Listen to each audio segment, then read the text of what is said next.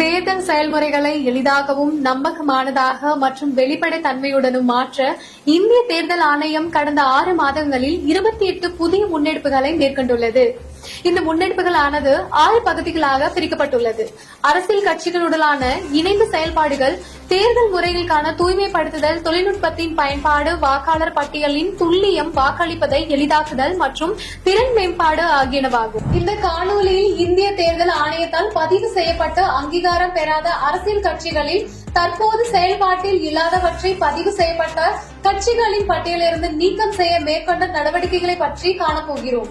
இந்திய தேர்தல் ஆணையம் மேற்கொண்ட இம்முயற்சியின் அடிப்படையில் முதல் கட்டமாக 334 செயல்படாத பதிவு பெற்ற அங்கீகாரம் பெறாத கட்சிகள் இப்பட்டியலிருந்து நீக்கப்பட்டன.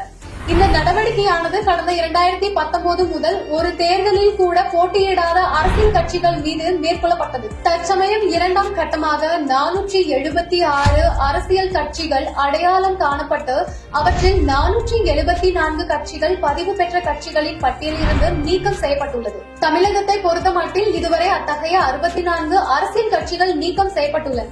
இதுபோன்ற இந்திய தேர்தல் ஆணையம் தொடர்பான மேலும் புதிய தகவலுக்கு எங்களது அனைத்து சமூக ஊடக தளங்களை பின்தொடரவும் மற்றும் சப்ஸ்கிரைப் செய்யவும்.